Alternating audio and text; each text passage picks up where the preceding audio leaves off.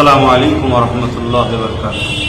দূরে কাছে দেশে বিদেশে যে যেখানেই আছেন প্রত্যেকের সুস্থতা কামনা করি। আলহামদুলিল্লাহ শাওয়াল মাসের চাঁদ দেখা গেছে। আলহামদুলিল্লাহ আগামীকাল ঈদুল ফিতরের ঈদের নামাজ অনুষ্ঠিত হইবে ইনশাআল্লাহ। আপনাদের সকলের জন্য দোয়া চাই, আপনারা সকলে আমার জন্য দোয়া চাইবেন। আমার পরিবার, সন্তান, বিশ্বের মোমেন মোমেনা উম্মার কল্যাণের জন্য দোয়া চাইবেন। বিশেষ করে আজ দেখা যায় এই ঈদের দিনে আমার কিছু যুব সমাজ বাইক নিয়ে খুব তাড়াহুড়ো করে যাতায়াত করে। অনুরোধ করছি আমার যুবক ভাইদের যে আপনারা সুস্থভাবে যাতায়াত করবেন, আস্তে সুস্থে গাড়ি চালাবেন, কেন সময় থেকে জীবনের মূল্য অনেক বেশি।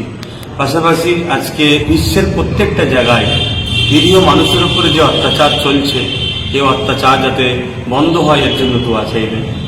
পাশাপাশি খাস করে আমরা ভুলে যেতে পারি না, তাই প্রত্যেকটা ঈদগায় প্রতিটা ইমাম, মুয়াজ্জিন, প্রতিটা মানুষের কাছে আমার আবেদন, অনুরোধ, আমার নিরীহ প্যালেস্তাইনবাসীর জন্য দোয়া চাইবেন।